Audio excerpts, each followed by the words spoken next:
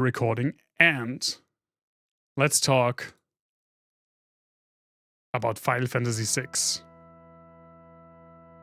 With the wonderful, wonderful OST starting to play in the background. My god. Where do you even begin with this game? First off, I'm going to turn the music down for me. And for you as well, like a little bit. Final Fantasy VI. I'll do the trivia after the review, Davey. But I won't forget it. We'll do it afterwards. Final Fantasy VI is a special game in a lot of ways. It's one of the most highly regarded JRPGs of all time, one of the most highly regarded Super Nintendo games of all time. And out of the first 7 that I've completed, it is my personal favorite. Even though I really love 3, and I do have a bigger connection with 3, and I will defend 3 till the end of my days. At my very core, 6 is my favorite. It was released in 1994, like early 1994 in Japan, late 1994 in the USA, under the name Final Fantasy III. Thankfully, the last time such a renumbering would happen in the series. Thank God we're done with that. For us European peasants, and I guess Australia as well, like the PAL region, we would have to wait until 1999 and we would get the PS1 version. Obviously by now there are countless versions out there you can play. There are mobile ports, there's the Pixel remasters, there's the incredibly disgusting looking, I think it is the mobile port that used to be on Steam before the Pixel remasters come. It looks hideous. There's a GBA version. There's so many versions to play of this game that there's no reason you should avoid playing this game if you are even a smidge interested in JRPGs. Oh my god, this music, this theme. I'm already gushing about it. If you haven't played Final Fantasy VI, this is one of the extremely rare times that I think a game is almost mandatory for if you consider yourself a gamer and have at least a passing interest in the medium of video games as a whole and how they evolve. If you are interested in the history of video games, you don't even have to be interested in JRPGs. This is a must play, in my opinion. It's such a big title. Yeah, that's the funny thing, and we will get to that right now. Obviously, first, before I get into anything else, spoiler warning, I will talk about spoilers. This is an unscripted review. I have notes, but I don't have a script to read. So I'm just going... I could just go on tangents and maybe move some things if I find the right spot for it. So there's a general spoiler warning because there might be spoilers in the very next sentence. If I just decide that's what I'm going to talk about next. I talked a lot in the other unscripted reviews about how I decided in 2018, 2017, not completely sure, that I wanted to close this gap in my video game education, as I like to call it, and play through all the Final Fantasies, which I hadn't done. The 2 exceptions to that, when we count the single player ones, so I played Final Fantasy XIV, I'm not counting that one right now, but the 2 exceptions were Final Fantasy VII, which I played as a child. I technically played a few hours of 8 as a child, but I'm not counting that either. And I played Final Fantasy VI in 2012, roughly, because I was getting back into Super Nintendo games, and Super Nintendo games that I hadn't played as a child. mainly because they weren't released here. And I got super into Chrono Trigger. It's still my favorite game. And a lot of people online said, if you like Chrono Trigger, you should play Final Fantasy VI. So I played it. And for the longest time, it was the last Final Fantasy game I played. Now, my plan was, as you know, to repeat the games that I've played when streaming. Final Fantasy VI is not on the VOD channel. Because I started this game 2 times. I started it once, shortly before I stopped streaming for 2 years. I did like 2 streams of it. And then I just stopped streaming, so that playthrough went nowhere. And then, I don't really talk about it a lot because it bugs the hell out of me. But I tried to return to streaming like 7-8 months before I actually did. But I still had my old PC, and I couldn't even have a Super Nintendo emulator running and OBS without the sound glitching, and it was very discouraging. And I wanted to stream Final Fantasy VI, I didn't, and when I then came back and actually started streaming and had my new PC, I decided just, you know what, I'm not going to start Final Fantasy VI again. Let's do 7. And we will play Final Fantasy VI, we will get to it eventually, probably after 9. I think I will finish the PlayStation 1 games before coming to that. That's already 6 minutes done, oh my god. These are never just like 20 minutes, which I always say. I talked about Final Fantasy IV being the first narrative-centered of the Final Fantasy games. This is the first one that really succeeds at that, in my opinion. Well, I think that some stories prior in the series were fine, like 3 and 5, even 4 to an extent. Final Fantasy VI is the first Final Fantasy game that has a legitimately great story. It also has a legitimately great villain, also, in my opinion, a first for the series. And it's not the first one that doesn't have any crystals. Final Fantasy II also didn't have crystals. But both when it comes to like the main theme, usually like the crystals, and also the focus on like being a fantasy game, Final Fantasy VI deviates from that. I mean, you can see very clearly a mech and like a very futuristic looking city on the box art. I wouldn't even necessarily consider Final Fantasy VI a fantasy setting. Same as Final Fantasy VII, actually, and 8, for that matter. I'd say it's more of like a sci-fi setting with fantasy elements, or maybe like a steampunk with steampunk elements. Definitely a way more modern, technologically advanced setting than the old games. And there were like robots and stuff in other Final Fantasy games, but they weren't the focus. The main setting was still like very European medieval fantasy. And this is definitely not that at its very core. Final Fantasy VI made a huge leap when it comes to graphics, sound, and music compared to Final Fantasy IV and V, which were relatively similar. Not that those games look or sound bad, but Final Fantasy VI is a noticeable step up. With like the Mode 7, like very detailed Mode 7 world map. Even when you're not in an airship. The sprite work, the music, which is amazing, one of the best game OSTs of all time, and insanely varied musical score that really pushes the Super Nintendo.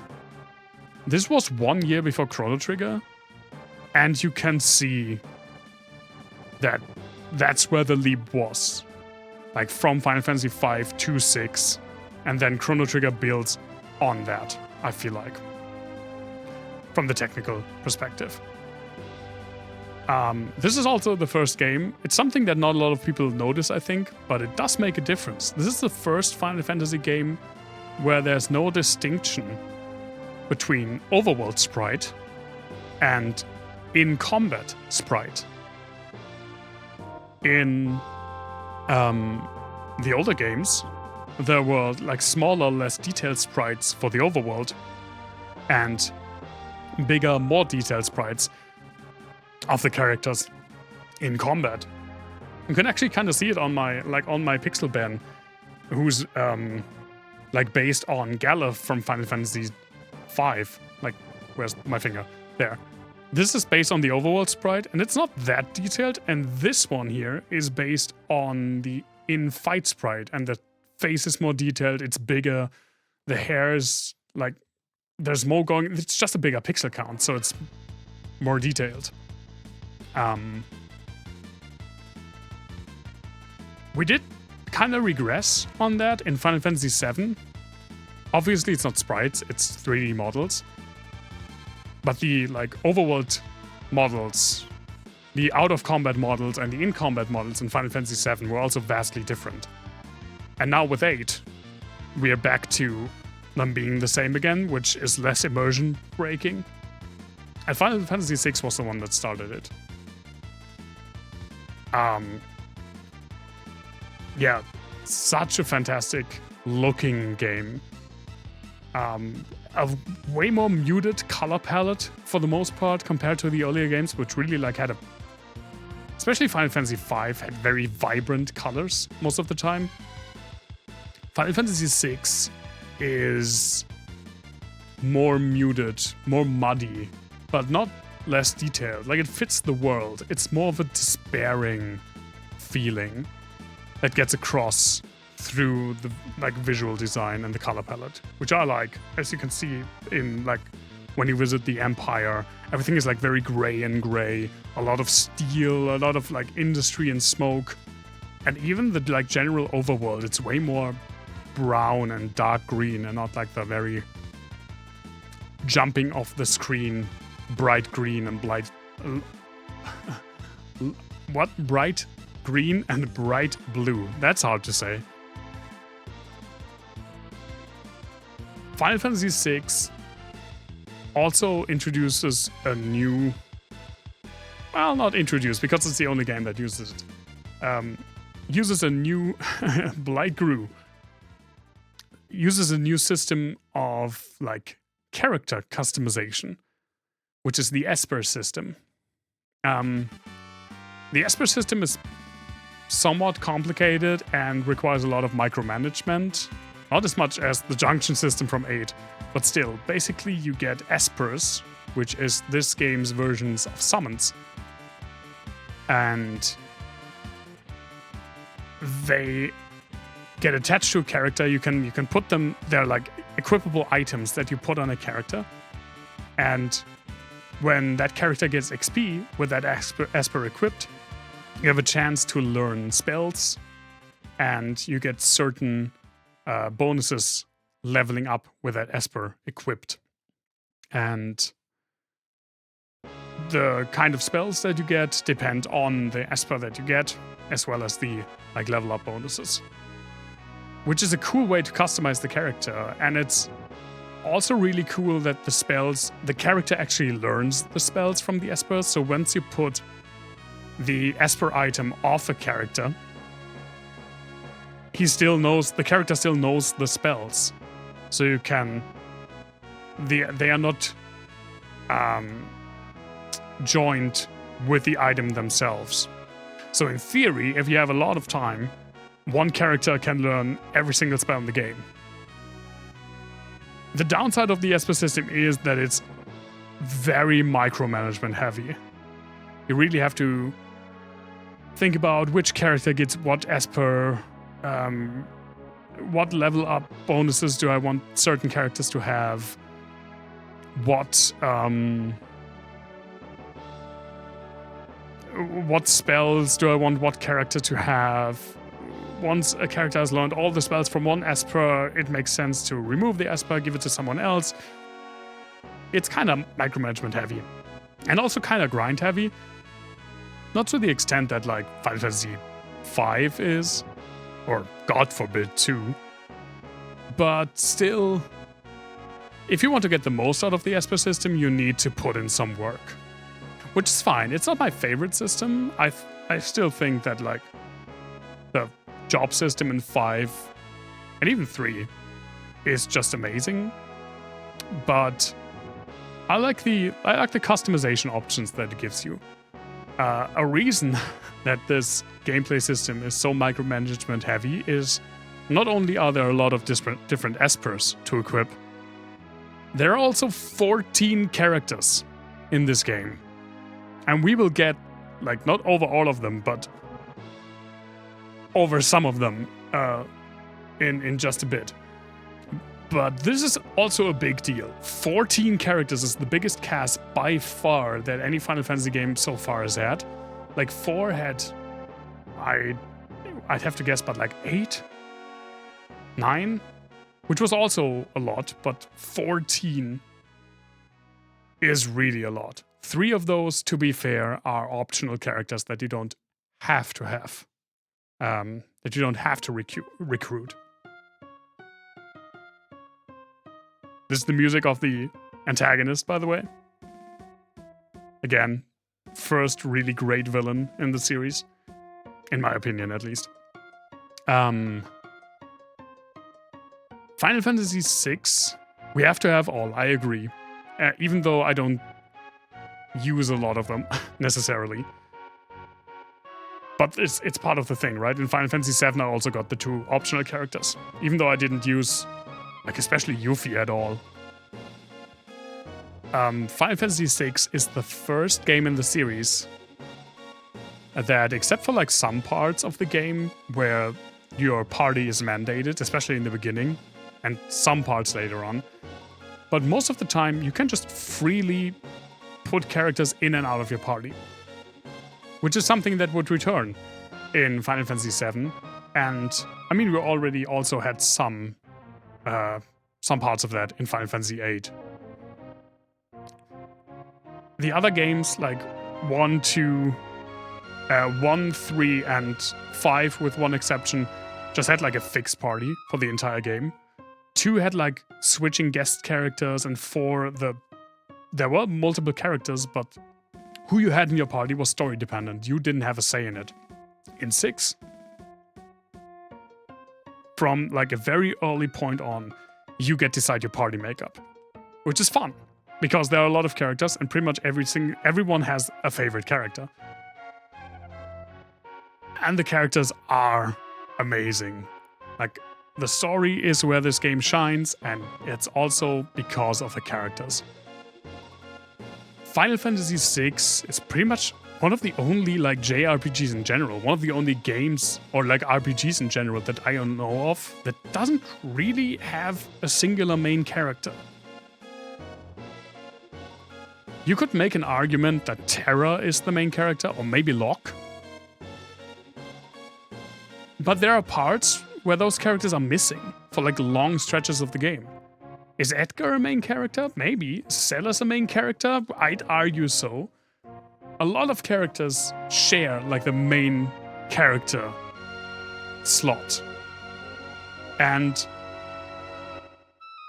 all of them have, except for the optional characters, but the 11 not optional characters, they all have different relationships, different struggles, different reasons to be there, and they're all amazing. They're all wonderful. Everyone has their favorite characters, minus Setzer. But Terra is fantastic, Locke, Celes, Edgar, Sabin. Even characters that I rarely use, like Gao, or even Shadow, which I'm not a big ninja type fan, and I'm also not a big fan of the name Shadow for a character. But even he's kind of cool. And has like very interesting interactions, especially during the midpoint of the game. I will get a bit into the story, but Again, I highly recommend anyone playing this game. It's so good. Don't wait for a random German dude to tell you to play this fantastic game. Everyone knows it's a masterpiece. You should play it. It's not that long, to be completely fair. And Final Fantasy VI has a similar thing to to Chrono Trigger, where for the most part the game is really linear, which makes the story flow really nicely. And like shortly before the end, the game opens up and allows you to do a bunch of optional stuffs, backloading it, which is a great way to, again, get the story flowing and get you involved. And then when you can gauge the agency of all the characters and your own interest, then you have freedom to explore and to get some optional stuffs and to confront the final boss at your own time. It works well in Chrono Trigger, it works well in Final Fantasy VI.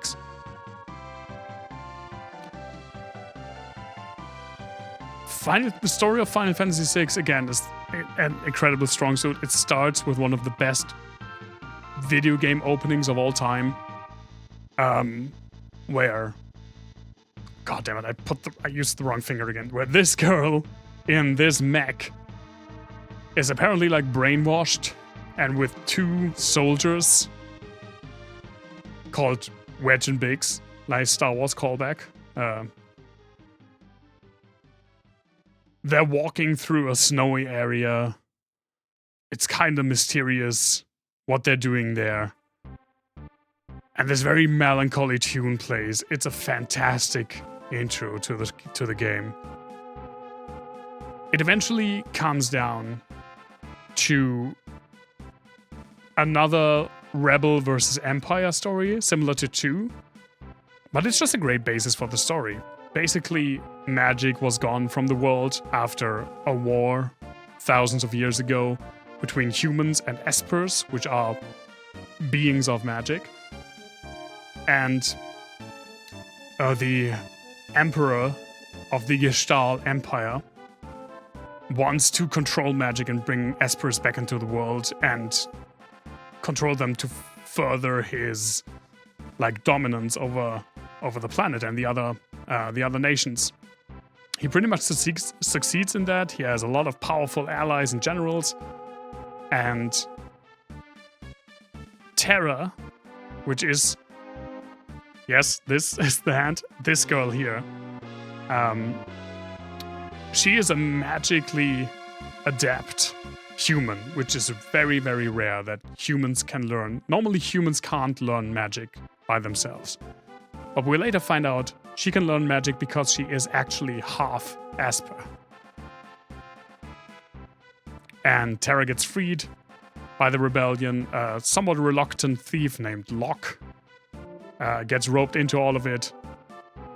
Same with Edgar, a king of a desert kingdom. And we're off to the fight against the Empire. Yeah, his name is Locke. L-O-C-K-E. It's written in English. And from that on, we gather information, we gather companions. We have multiple parts of the game where the whole group splits, and we have to have different party combinations. One of them is really early on, where we have 3 different parties. And we play their paths one after the other, which is a really fun thing to do. We encounter a lot of the subordinates of the Emperor Gestal. We learn of a general called Celes, who's a magic tech knight. And she actually voices concerns over the Empire's actions and gets imprisoned for it and joins the rebellion. She becomes one of our playable characters. And there's a romantic thing going on with Locke and Celes. We also, relatively early on, get to know Kefka, who's the actual antagonist of the game. He seems so much like comic relief early on, Like, he's a clown, pretty much. I think it's Kafka Palazzo is his name, and he's styled after, like, Renaissance jesters, pretty much. And he seems somewhat incompetent. He's very brash. He's very, like, over the top. A clown, yeah. So he seems like comic relief. But later on in the game, he becomes the actual villain by killing the Emperor and taking control of 3 statues at pretty much the center of the world that are said to be the origin of magic itself. And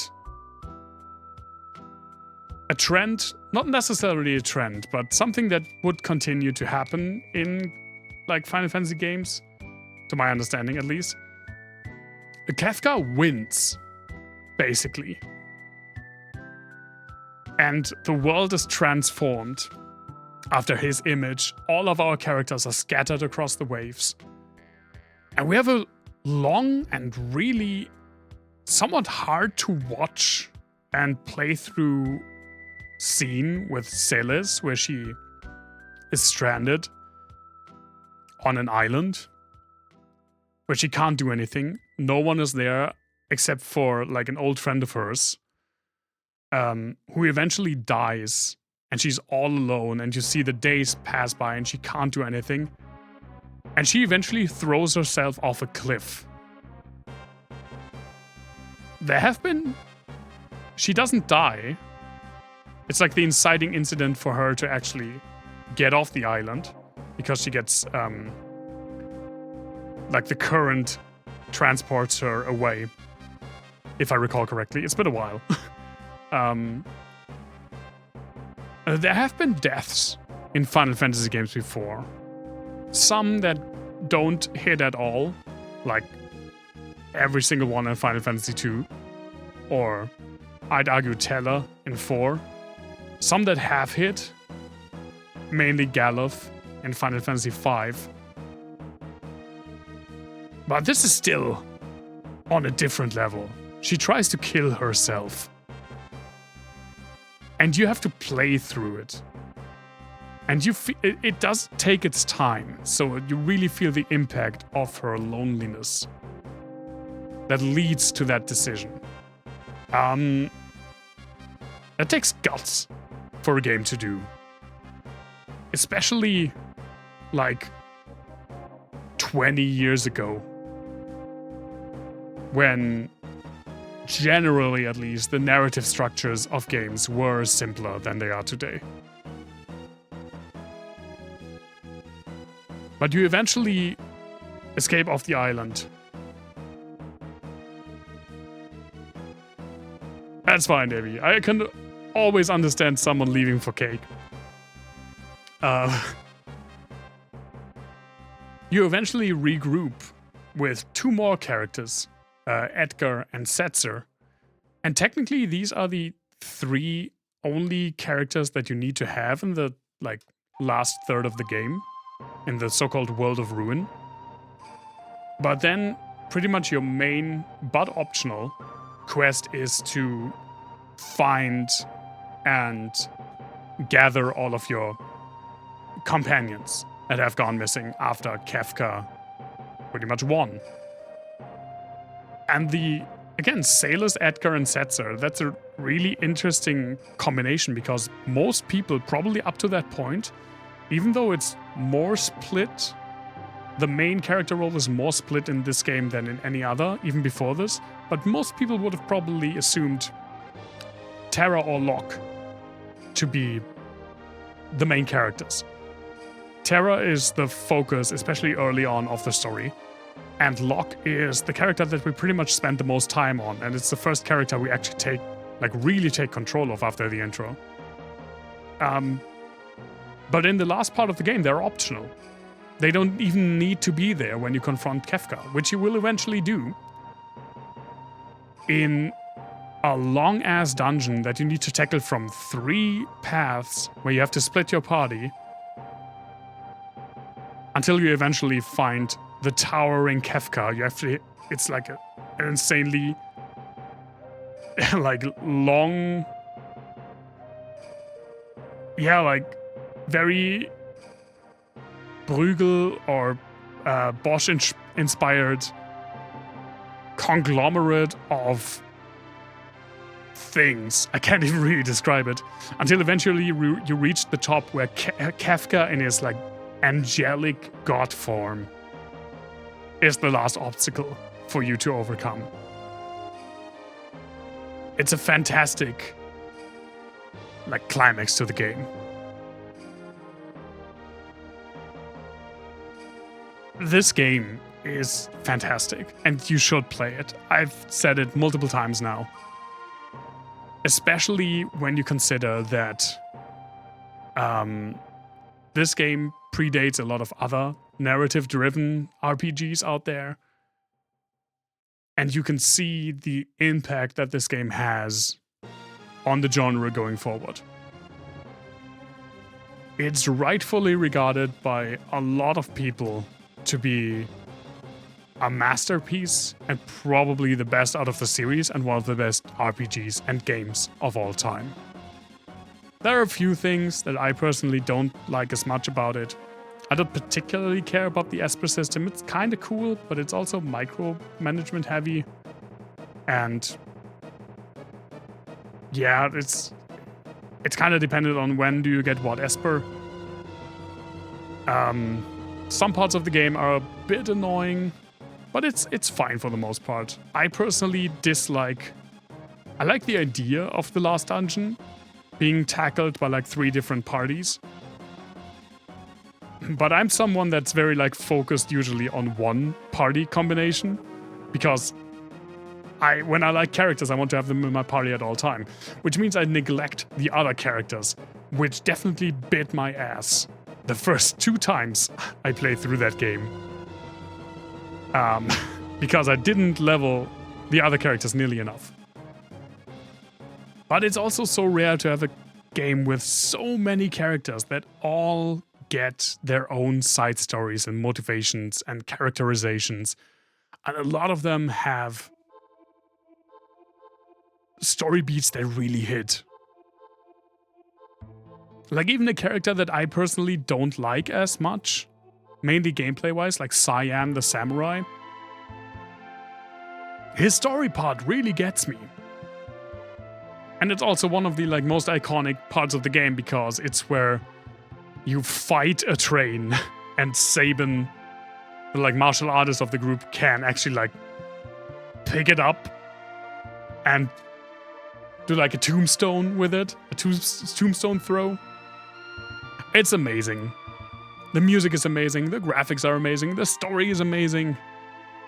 This game is amazing. And even though I like Chrono Trigger still a bit more, this game is up there.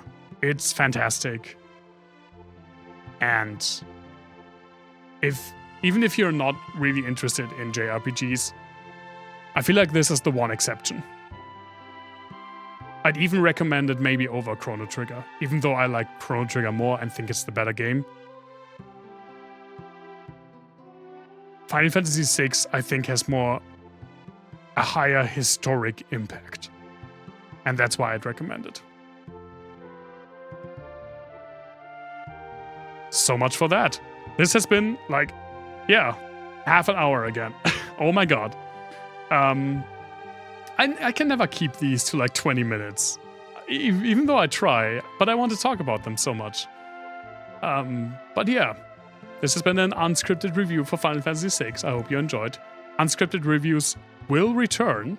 It's a comfy half hour, I agree. They will return. Maybe not the next Final Fantasy stream, but soon-ish. With my thoughts about the different Zelda games. We go through the different Zelda games. There are a bunch, and I have a bunch to say about pretty much all of them.